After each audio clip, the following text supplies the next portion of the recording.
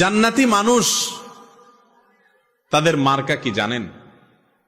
জান্নাতি মানুষদের একটা বড় মাপের মার্কা হলো তারা নিরীহ কিসিমের হবে।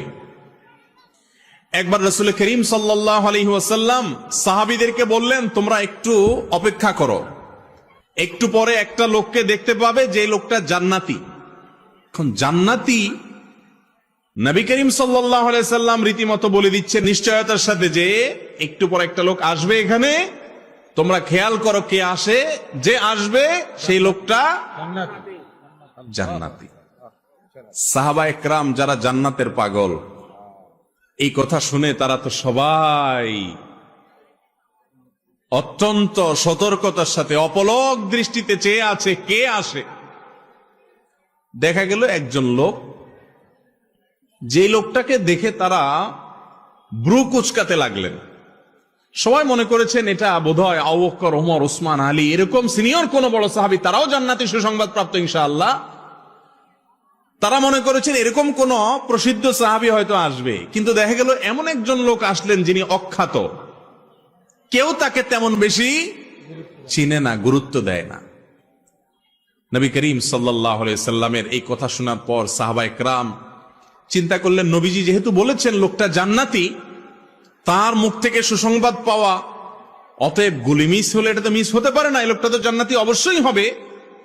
তাহলে কি এমন আছে তার ভেতরে যে সেই গুণের কারণে সে জান্নাতি?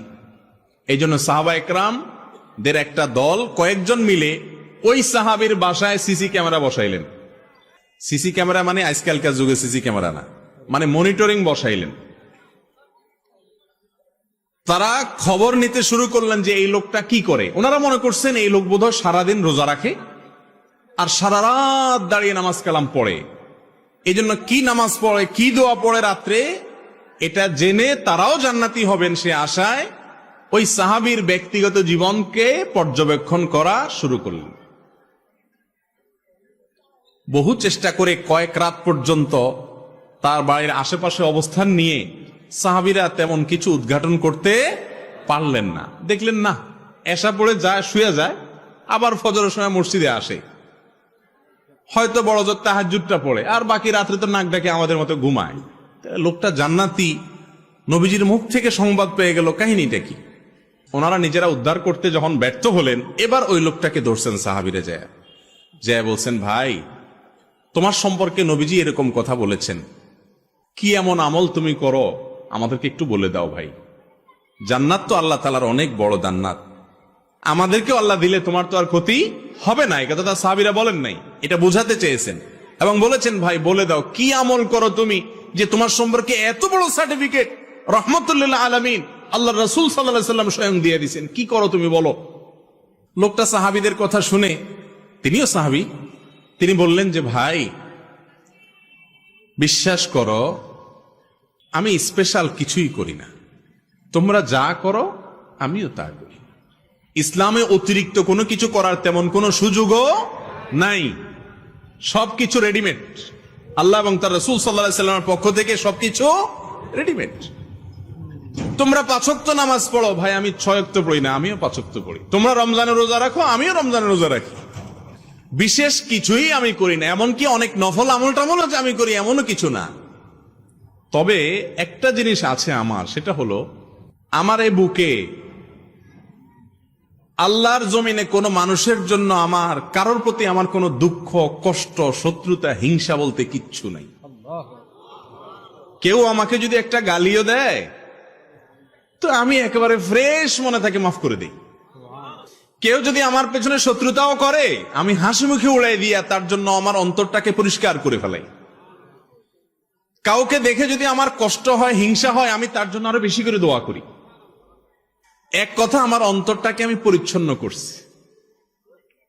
এই একটা আমল আছে স্পেশাল, হয়তো বা এই কারণে আল্লাহ তাআলা আমাকে মর্যাদা দিয়েছেন। ভাইরা আমার, কি বুঝতে পারলেন? জান্নাতি যে লোক হবে তার তসবিহ দানা হবে 1000, তাই না? তসবিহ দানা তো 100 আছে, 33টার আছে, আবার কিছু আছে অনেক বড় তসবিহ, দেখছেন নি? বাপখানা এমন যে কয়েক মাইল লম্বা হবে। তসবিহ সাইজ বড় হলে জান্নাতি হওয়ার গ্যারান্টি, এমন কোন কথা আছে? না। দাড়ির সাইজ লম্বা হইলেও জান্নাতি হবে এমন কোন গ্যারান্টিও, তাই বলে আবার দাড়ি না রাখা জান্নাতে যাওয়ার আশা করেন না। জান্নাতি লোকের জান্নাতে যাওয়ার সবচেয়ে সহজতম উপায়গুলোর মধ্যে থেকে একটা হলো নিজের কলবটাকে, অন্তরটাকে পরিষ্কার করে ফেলা। কাজটা কি সহজ না কঠিন? সহজ বলতেছেন? পাশের বাসার ছেলেটা এসএসসি পরীক্ষায় A+, গোল্ডেন A+ পাইছে, আপনারটা শুধু A পাইছে, A- পাইছে, কেমন লাগে তখন বলেন? মনে হয় যে আমারটা A- পাইছে বুঝলাম, ওইটা A পাইতো, গোল্ডেন A+ পাইছে, এই দুঃখ সহ্য করি কোত্থেকে? এরকম অবস্থা আমাদের মনে হয় কি হয় না? ভাইরা আমার, লেবাসে পোশাকে মুসলমানের অভাব নাই এদেশে।